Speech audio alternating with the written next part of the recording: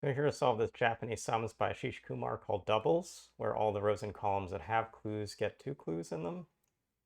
And one thing that means as I'm looking at the start is I'm looking, given this is a 1 to 6 puzzle, for sums that get as large as 21, those will be important rows and columns because they'll have all the numbers represented. And actually I see 2 other interesting rows. This is 20, so this is missing the number 1, but 2, 3, 4, 5, and 6 will be in it.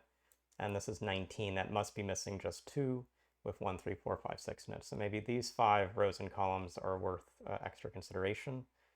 The first one that jumps out to me is this 219. This has to be a 1 with a 5 split. So we've got a 1 here or here with then these 5 or these 5 cells used. So what we know is those 4 must be part of the long stretch that adds up to 19, and the number 2 is in one of these 2 cells.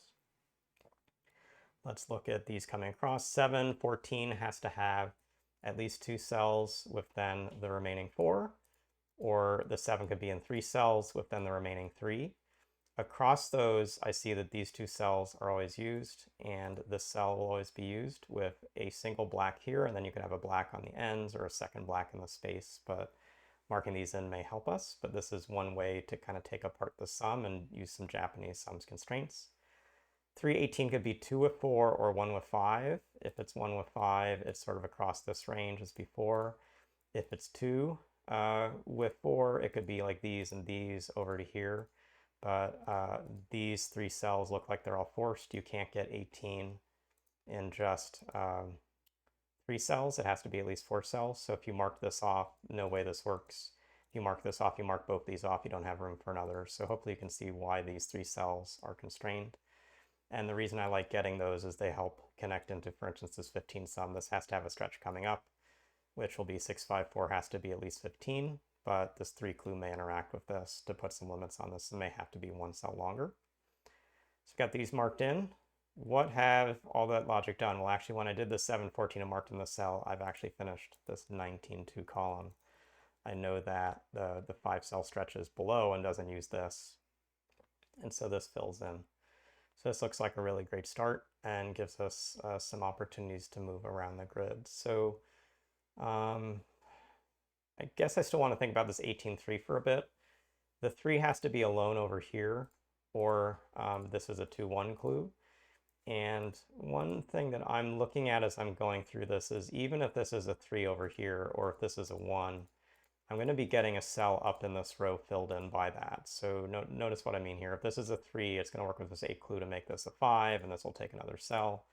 And if this isn't a 3, if this is the 2-1, this one works with a 7 to again put this up. So in all situations, these cells are going to be used. That means the 8 is over here. That means this is a 3 on its own, and a 3 on its own can only be as many as 2 numbers. So this comes across. That now means this 8 clue can't take this single cell, and I've now forced myself into a 2-1 and 4-digit split. And this will be a 4, this will be a 1, this will be 2-4, 2-4 coming up to complete a 7 clue. But notice that 4 doesn't work for this coming across. This has to be 2 of 6 and 4 coming in here. That forces this as a 2, puts in this cell. 2 of 4 is 6, remaining sum of 8. So this needs to take these cells, and the remaining sum of 8 has to be 3 of 5.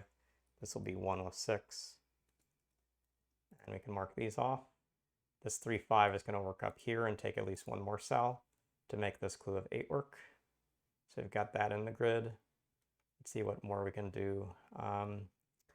Still need to figure out more for this sum here, but maybe I'm now looking at this row that has 1 and 3. Why was this interesting to start? This has to be 1 on its own, which means this has to be 3 on its own. So I actually mark these cells around this as unusable, and that's because I know I've got singletons. So while this could be a 1 or a 3, it doesn't have anything to its left or right. That means this is another 3, 5 coming up here.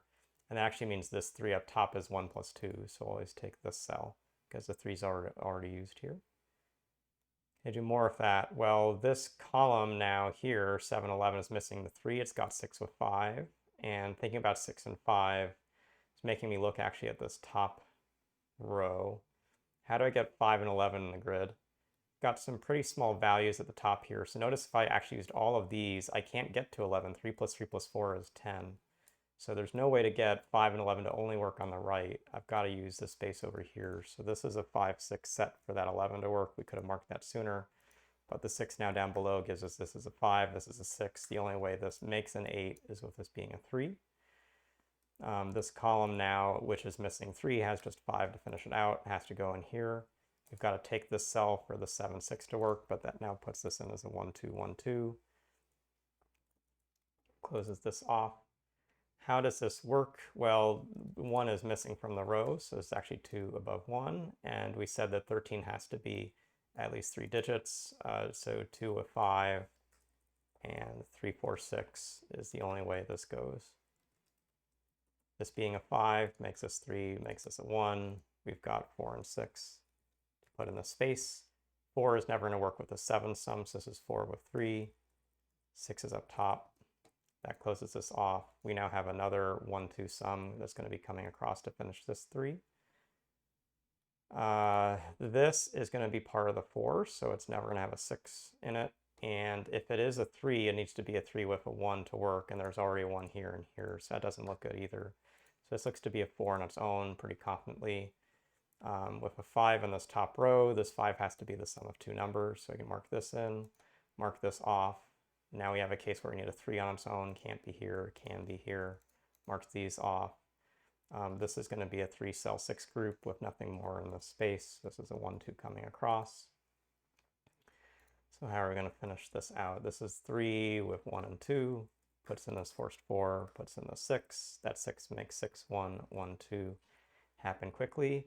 The space is missing 3 with 5, and the only way this row gets complete is with the 3, not the 5 there. So puts in this 5, we have a 3 and 6 to go in this bottom row. And while this is not include cell, it has all the numbers around it, so it has to be shaded in. So we finished this hard puzzle, which had a good combination of big sums, even these small values, which had interesting properties around them. Ways that looking back and forth, marking this cell in was a key cell, marking this sum at the top looked to be key. Actually seeing these also had to be used to be part of the 8, regardless of if this 2 is a 2, 1 coming to the left or a 3 on its own. Some of those were the aha steps that a more experienced Japanese sum solver will be able to look ahead and see, and so hopefully got something from seeing how I went through solving this puzzle. Thanks for watching. Thanks Ashish for the grid, and we'll see you again soon.